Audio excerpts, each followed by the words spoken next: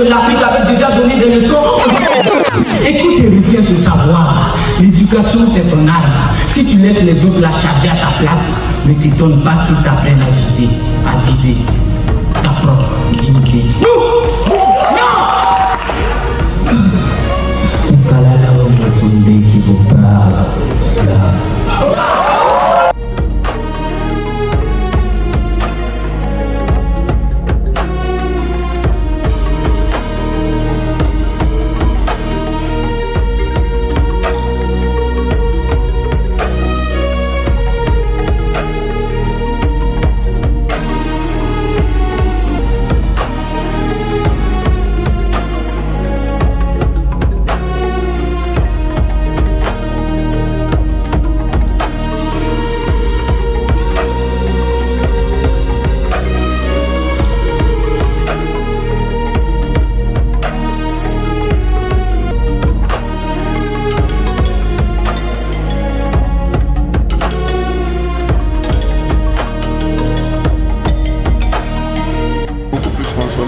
Le riz est beaucoup plus consommé que tous les autres. Le riz.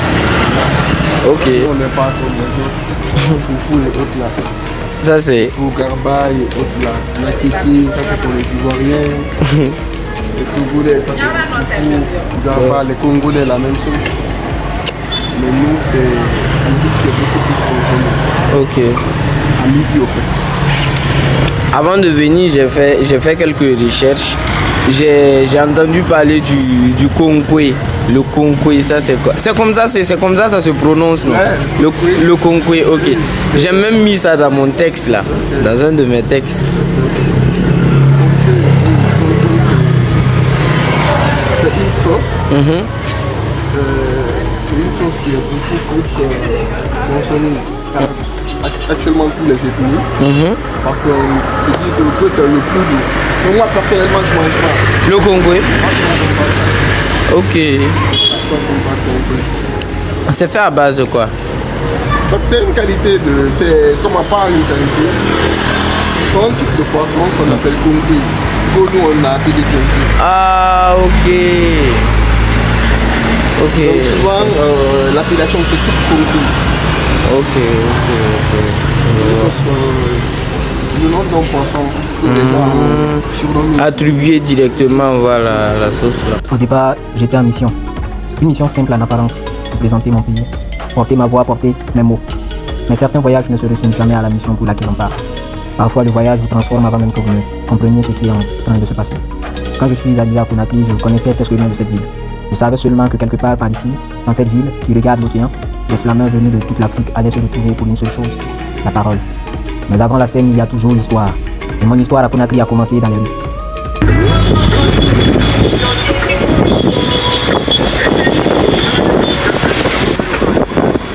Par ici?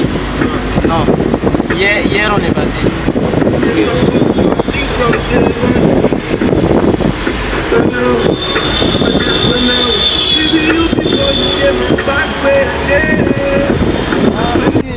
Hey.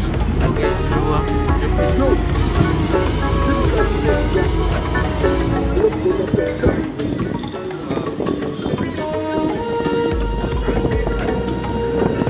Dès les premiers jours, les premières heures, j'ai rencontré Tonton Silla. Et avec lui, j'ai commencé à découvrir la ville. Pas comme un touriste, comme quelqu'un qui apprend à lire un nouvel endroit. On a beaucoup circulé, parfois en moto, fendant la circulation et le vent chaud de la ville. Parfois en voiture, parfois dans ces taxis qui traversent Conakry comme si la ville entière était une seule et longue conversation. Les rues étaient pleines de vie. Les marchés, les visages, les regards. Et moi, au milieu de tout ça, j'observais. Parce que quand on écrit, on apprend à regarder le monde autrement. Chaque quartier avait son rythme, chaque coin de rue semblait raconter quelque chose. Et petit à petit, je comprenais que cette ville avait une énergie particulière. Une énergie difficile à expliquer, mais impossible à ignorer. Un jour, on s'est retrouvés à la plage. Magnifique. Là, dans la journée ici, je me demande comment ça est. C'est aussi en bordure de mer. Là, c'est la mer. Tu vas voir. Tu vas voir les belles. Waouh. La vie elle est belle en fait. Non, comment la vie est belle? Aujourd'hui, il faut sombre. On va venir ça à 18h, tu vas voir. D'accord. On va les tables commencer. Ouais. Surtout qu'aujourd'hui c'est le week-end. la première fois depuis mon arrivée, la ville semblait ralentir. Il y avait l'océan, le bruit, des vagues, le vent. Les gens riaient, parlaient, vivaient simplement l'instant. Et moi, je regardais tout ça en silence. Parce que voyager, ce n'est pas seulement aller quelque part. C'est aussi se retrouver face à des moments qu'on n'avait pas prévus. La plage, la musique, les rires, et bien sûr la beauté de la ville. Et la beauté de ses habitants. Les magnifiques femmes de Conakry, qui participent aussi au charme et à l'âme de cette ville. Mais ce que je ne savais pas encore, c'est que tout cela n'était que le début. Parce que la vraie raison de ma présence ici n'était pas... Non, la vraie raison de ma présence ici n'avait pas encore commencé. La rencontre avec les autres slaveurs. Des artistes venus de plusieurs pays d'Afrique. Des voix différentes et des histoires différentes. Mais un même feu à l'intérieur. Celui de dire le monde avec ces mots. Et c'est à ce moment-là que j'ai compris quelque chose. Ce voyage n'était plus seulement ma mission personnelle. Il faisait partie d'une histoire plus grande. L'histoire d'un continent qui parle. L'histoire d'une génération d'artistes africains, de jeunes artistes africains surtout, qui refusent de rester silencieux. Et moi au milieu de cette ville appelée Conakry, je n'étais plus seulement un voyageur. J'étais une voix parmi d'autres. Une voix qui allait bientôt monter sur scène.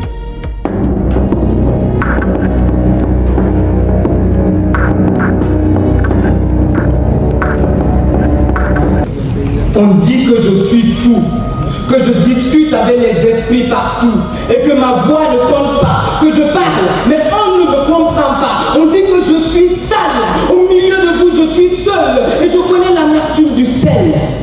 Je parle quand même. Ils pensent que j'ai pété un câble, en réalité tout le système est grillé avant de crier, ma voix c'était silence. Ce n'est pas un slam, mais un appel à une prise de conscience. Je ne suis pas poète, encore moins maître des lettres. Je suis fou peut-être, je suis différent de vous peut-être. Quand la pluie tombe, chacun couvre sa tête. Moi, je dors dehors parce que vous m'avez refusé votre toit. Moi, je suis gamin, père, mère, fier de nos ancêtres. J'ai porté vos ancêtres, mais aujourd'hui vous avez bousillé mes entrailles. Vous êtes face au crime porté contre moi. Écoutez, j'ai appris à vous devancer comme à forger la terre. De la pierre, ils ont bâti de grandes buttes. De ma plume, je leur ai appris à écrire, à lire, à compter. De l'aimer, ils vous ont laissé l'os du Chango en héritage. Dis-moi, est-ce que ces enfants savent encore ce que c'est? Non, peut-être qu'ils les ont avalés avec le Kongwe. Revenons à nos tons. À mon C, j'ai versé des guerriers. Ils sont tombés avant la grande bataille. Ils n'ont pas été tués. Vous les avez laissés se donner la mort. Oui, vous êtes restés face aux complicités portées contre eux. Sankara n'a pas été assassiné. Il s'est suicidé parce que vous ne l'avez pas compris assez tôt. Le mouvement n'était pas incinéré. Vous l'avez plongé dans un mensonge ascétique trop tôt. Et c'est que vous mourrez. Esprit. Est-ce nécessaire de parler de tout ça à ces enfants-là? Non, ils ne mesurent pas la portée de la lutte de Sékou Touré. Hier, j'étais au Soudan. Là-bas, plus de 61 000 hommes ont quitté ce monde en un an. 26 000 fauchés par la violence et les autres engloutis dans le silence. Avant-hier, j'étais au Sahel. Une guerre imposée ravage les terres. Pensez pour l'anéantissement des peuples noirs. Plus de 15 000 morts, des millions déracinés. Demain, j'irai au Congo pour leur dire que sans union, le combat ne sera jamais une bénédiction. Et vous me traitez de fou alors que vous vivez sans fierté de l'héritage reçu de vos ancêtres. Mais ça vous prêtez l'oreille. La mort symbolise la renaissance. Et comme le dit le Sokokunaba Kango, nous sommes qui alors, comme Kamania, pour nos enfants, je sais qu'à travers mes mots, vous prenez conscience et que tel le Félix qui venait de ses sangs, on se bat encore. Comme Kamania, peuple désarmé de connaissance, on a perdu nos repères au profit des matières premières. Au-delà de tout, on choisit de se battre encore. Comme Kamania, Nabasiwene nous a donné une terre riche. Et je sais qu'à travers mes mots, vous prenez conscience de votre grandeur. Et ensemble, on choisit de se battre encore. Toi qui m'écoutes, si tu penses avec moi que l'Afrique renaîtra de ses cendres, alors répète après moi. Comme Kamania, on choisit de se battre encore. Comme Kamania, on choisit de se battre encore. Je viens d'une terre qu'on appelle Burkina Faso. Mon président est un capitaine. Je suis un soldat en mission. Boudou, je suis parce que nous sommes slaves.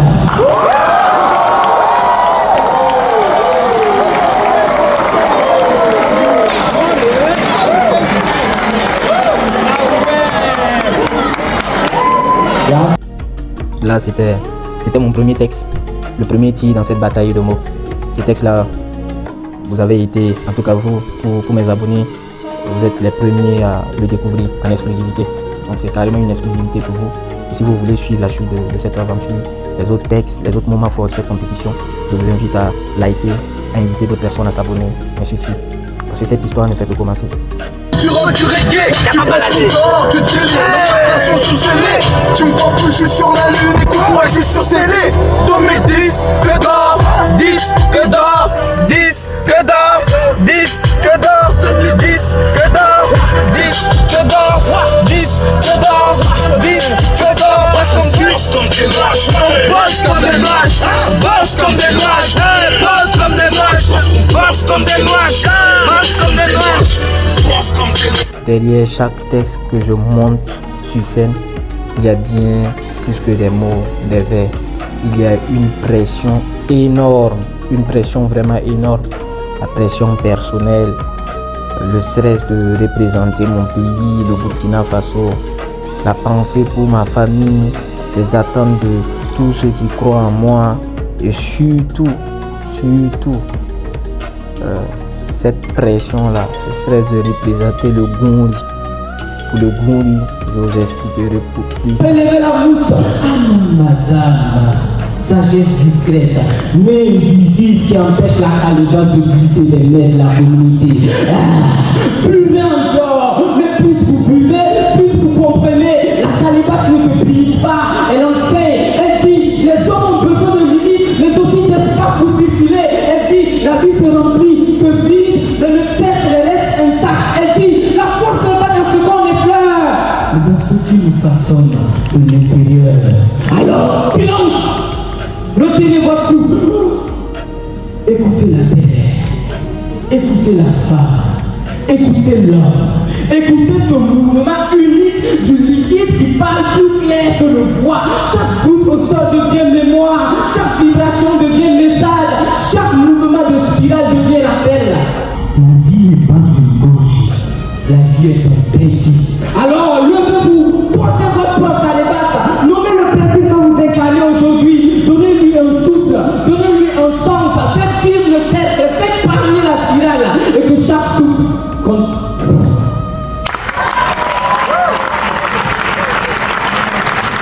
Quand on monte sur scène dans une compétition continentale comme celle-ci, on ne vient pas seulement performer, on vient prouver quelque chose.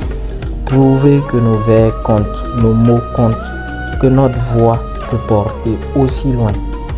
Et moi, je suis venu avec cette rage-là, la rage de dire, la rage de prouver de quoi je suis capable à travers mes textes.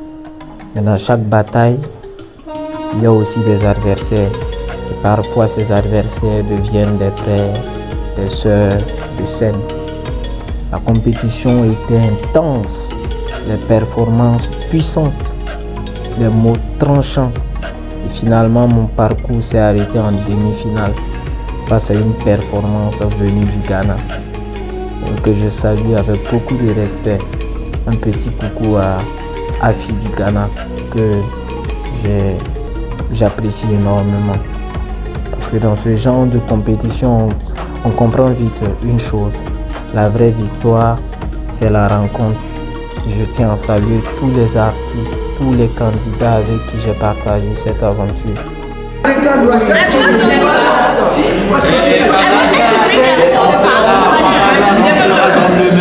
Je suis pas sorti, c'est pas bon là.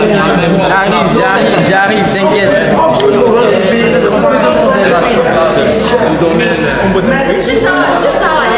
Ah ouais. Avec le champion. Je dois aller dans ce pays là. T'inquiète. J'adore ce pays. Tu vas habiter, je pense. Et moi encore plus, j'adore ce pays, la Guinée. Tu es la bienvenue. Merci. Il adore tous les pays. Hein? Lui, il adore tous les pays. Api. Non, regarde, il y a 3 pays. Je veux vraiment visiter ces pays. Où ta caméra est bonne? Sénégal, Burkina, Côte d'Ivoire. Non mais attends. Après Mali, je vais terminer par Cameroun. Mais pourquoi tu veux? J'ai manqué l'histoire. Qu'est-ce qui s'est passé? Tu veux donner l'argent au pays? Non, lui, tu veux donner l'argent aux différents pays. Tu veux donner l'argent aux différents pays? Et habiter pas le Mali. Hein?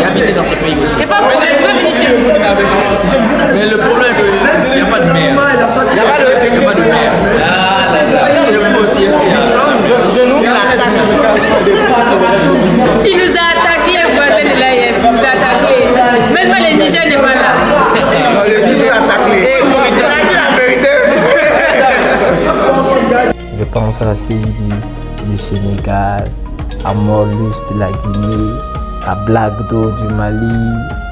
Je pense également à Alda, Moana Alda des îles Comores. Je pense à Main du Cameroun.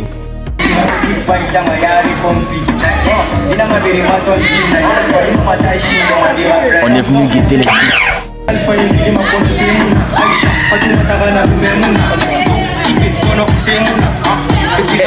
Cette vidéo aussi, si tu les envoies quelque part, c'est seulement dans le groupe des candidats, d'accord?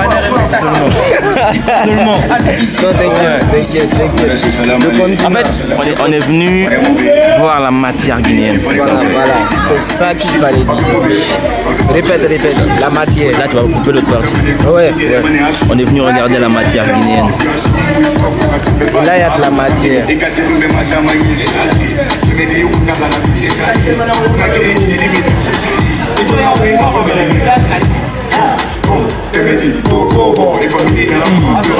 Je pense à l'ancêtre du Togo.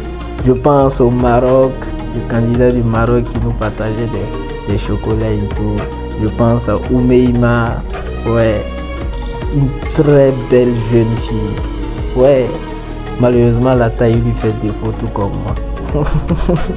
Je pense à tous ces champions-là de la Guinée aussi et tous les champions dont je n'ai pas pu évoquer le nom ici. C'est formidable,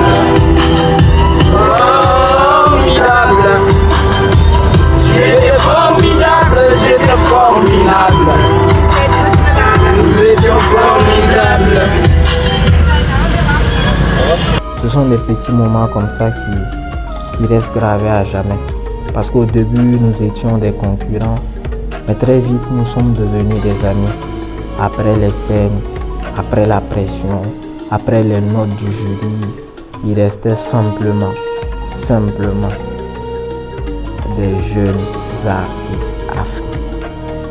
Des jeunes artistes africains réunis dans la même ville, à rire, à partager, à discuter nos histoires. Et la Guinée nous a accueillis avec une chaleur incroyable. Je veux aussi saluer tous ces slameurs-là et champions de la Guinée. Oui, parce que ce pays regorge d'une véritable richesse artistique. Mais personne ne dit alors, tu vas bien? Tu pleures quand? Tu dors quand? Sous la carapace du mal, le cœur saigne, il s'écœure. Mais son cri lui ronge au fond, rien ne s'éclaire. Parce que non, ça parle pas. Ça garde les pieds comme un secret guitare, ça serre les poignets au lieu de serrer les bras. Je parle pour tous ces frères humeurs qu'on éduque à être durs, mais qu'on aime mal. Qui crève à petit feu, la gorge pleine de chagrin. Je parle pour ce père qui a voulu se prendre à cause d'un divorce qui lui a tout pris. À cause d'une femme qui lui a brisé le cœur après tant d'investissements sur elle et sa famille. On parle souvent des femmes meurtries, et c'est juste, et c'est vrai. Mais de l'autre coin de la nuit, il y a des hommes à genoux qu'on ne voit pas. Regardez-les, ces hommes qui s'écroulent sans bruit. Pilote de foyer, les turbulences à minuit. Le gosse pleure, le noyau presse, la vie colle, la galère d'étrange, les temps sont durs. Il doit être polyvalent dans un pays monopole. Mais l'homme, il encaisse tout comme un boxeur sans gants. Il est le roc, le pilier, la colonne. Et qui ne soutient qu'à la... Aujourd'hui d'une chose, si je pouvais repartir à Conakry, je ne voudrais pas seulement revivre la compétition, je voudrais revivre ces moments-là. Sincèrement, les rires, les discussions tardives, les amitiés inattendues. Parce qu'au final, ce voyage n'était pas seulement une bataille de slam, c'était une rencontre entre les voix de l'Afrique. Ok. Je suis un petit slameur et mon slam a une étendue très vaste. C'est pourquoi sur cette piste, je m'en vais de ce pas à pas, coussi, vaincre, cindre, oindre, considérer, convaincre, par encre, fait craindre, fait pendre vos émois à travers la terre, par terre, sur des parterres à l'air, pas vert et vers d'autres airs de mes vers, pas du slam, les âmes s'enflamment, ça calme comme tous au mesme, mes rimes sur âme sème la brume. Demain débute le carême, je mangerai la crème, je n'ai pas de crâne, tout est vanapane. Dieu, lui, ne fait pas de vente de riz, balbarie, allégorie dans l'écurie, il viendra quand tu auras fini tes cris. Waouh! Non, c'est bon, il est bon. Wow. Cette aventure à Conakry ne m'a pas seulement appris des choses sur la scène, elle m'a surtout appris des choses sur les humains. Nous avons eu la chance de participer à une masterclass avec de grandes icônes du slam africain, des artistes et des maîtres de la parole qui nous ont partagé leur vision, leur expérience et leur amour pour cet art. Ce sont des moments précieux parce que derrière chaque performance, il y a aussi un apprentissage énorme, une transmission. C'est tout ça qu'on a mis dans la balance. C'est-à-dire même les parcours personnels ont aidé à faire doser tout ça dans la balance. Puis il est vraiment le gars de terrain, quoi. C'est le gars de terrain. Moi, je suis à la fois terrain à la succès, mais je ne peux pas avoir la même efficacité. Mais puis, il est beaucoup de terrain et puis ses antécédents en marketing et commercial. Il a fait une école d'excellence. Les leçons ne viennent pas toujours des scènes ou des ateliers. Parfois, elles viennent simplement des rencontres. Et pour moi, l'une des plus belles rencontres de ce voyage, c'est toi.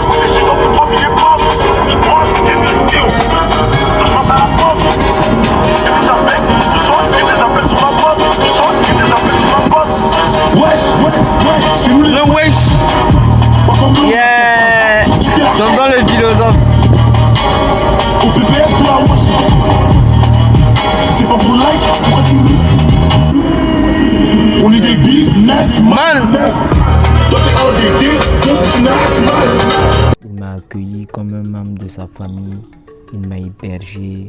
Il a mis son temps à ma disposition. Il m'a accompagné dans la ville. Il m'a conseillé. Et surtout, il m'a partagé sa vision de la vie. À certains moments, nos discussions ressemblaient presque à une masterclass personnelle, sincèrement. Et je veux aussi remercier profondément Tanti Sila, sa femme, qui a pris soin de moi pendant tout mon séjour. Elle me préparait à manger et parfois même on m'obligeait presque à manger tellement il y avait de la nourriture. Ce sont ces attentions simples qui montrent la chaleur humaine de ce pays, de toute l'Afrique même, je disais. Il y a une confusion où les gens de par-ci, de par-là, chacun, on dit que la vie c'est la philosophie. Ok, mais tout le monde a sa manière de philosopher. Ouais, c'est ça. Donc moi personnellement j'ai mes propres philosophies. Que toi tu peux apprécier en ta manière, tu peux dire que c'est bien, tu peux dire que c'est mal. C'est à toi d'apprécier. Mais quant à moi je me dis que ce que je pense, l'idée qui m'anime et que vraiment je finis d'analyser l'idée là. Après avoir synthétisé l'idée là, je me dis que c'est le bon. Parce que moi je résume la vie en 3 étapes. Ok, oui. Moi je résume la vie en 3 étapes. Le premier étape, l'étape première du moins, c'est d'observer. Ok. D'observer, c'est le regard. Partout où je pars, je dois regarder les souches. La deuxième des souches, c'est analyser ce que j'ai regardé, ce que j'ai vu. J'analyse tout ce que j'ai regardé, j'analyse. Troisièmement, j'ai réagi. Quand je dis que j'ai réagi, j'ai fini d'observer, j'ai analysé, j'ai réagi. Par exemple, quand tu viens dans un endroit où tu ne connais pas, aujourd'hui on est venu ici, je vois que les gens sont en train de transporter les glaces, sont dans les pirogues, oui. tout. Qu'est-ce que je vais faire en première position? Je regarde comment ils font ça. Oui. Je parle, j'analyse. Est-ce que quand je me lance dans ça, est-ce que c'est promoteur, est-ce que c'est profitable pour moi? Okay. Donc après l'ensemble de mes analyses, je fais des synthèses, je fais des résumés, je me dis que ça c'est bon, ça c'est pas bien. Parce que dès que tu sais la différence entre le bien et le mal, entre l'eau et le feu, entre la terre et le ciel, je me dis que c'est beaucoup dans la vie. Ouais, c'est ça. Donc merci. Le merci vient sur toi, vous. Merci beaucoup. Il y a eu les autres candidats. Au départ, nous étions des concurrents, mais très vite, nous sommes devenus des amis. Nous avons partagé des scènes, des discussions, des rires et des moments qui resteront gravés dans ma mémoire. Aujourd'hui, quand je repense à cette aventure à Conakry, je ne pense pas seulement à la compétition. Je pense surtout aux rencontres, aux apprentissages et à tous ces moments humains qui ont rendu ce voyage inoubliable.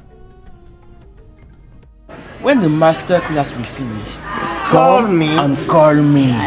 She said yes. And when the master class finished, I said, who will go call Alex? She said, I will. But But what? Nothing. She did not. She did not care for you. He was just like that yesterday. And she have chosen another boyfriend who have wear a blue pole. A blue pole. Vous voyez quelqu'un qui a blue pole ici? Blue pole. Do you remember about the blue pole? And this Où est la Bissau guinéenne? And this morning. Depuis hier, je I le vois don't pas. know. Vu qu'elle n'est pas ici, ils arrivent sur retard. Who was wearing a blue hoodie? If you don't know, I can tell you something that you will say, nah, it's men that models of Guinea. Oh, His Excellency. His Excellency. President of Guinée. Une fois. Ah, I see. L'ancêtre. You didn't do well. You didn't try. Tu n'es pas un président. Et puis, il a fallu partir. Dans chaque voyage, il y a ce moment-là. Le moment où l'on comprend que l'histoire touche à sa fin. Les derniers instants à Conakry étaient remplis d'émotions. Il y a eu ce dernier repas, ce moment simple autour de la table avec tonton Silla. On parlait, on riait, mais au fond de moi, je savais que c'était un au revoir.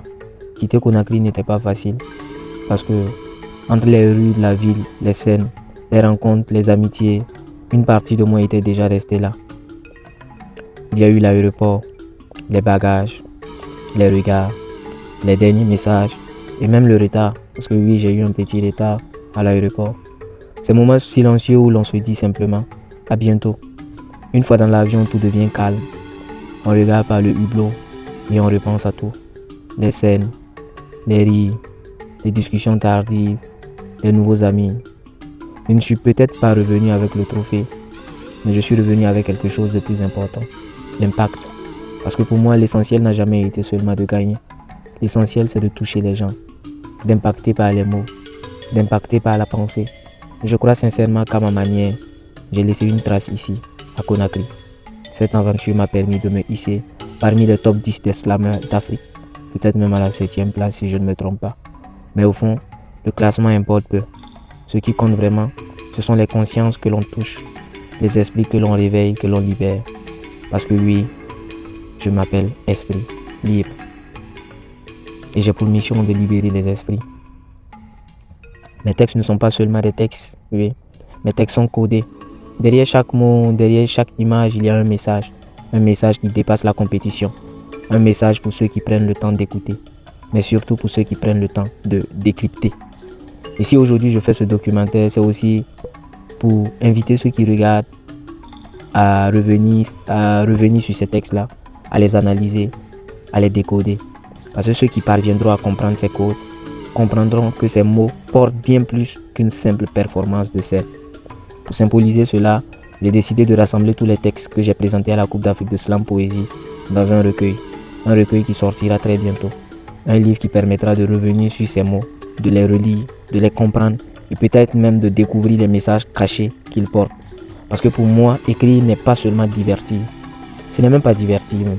Écrire, c'est transmettre. Écrire, c'est éduquer. Écrire, c'est éveiller les consciences. Et si certains arrivent un jour à décoder pleinement ces textes, alors peut-être qu'ils comprendront que derrière chaque vers se cache une lumière destinée à ceux qui cherchent vraiment à voir. Et aujourd'hui, je peux le dire avec sincérité, Conakry restera toujours une partie de mon histoire. Et si la vie me donne encore l'occasion de revenir, alors je reviendrai. Tu sais que ça te reste 1 heure sur le sol guinéen. Exactement. Sur le sol guinéen. Il me reste 1 heure. 1 heure.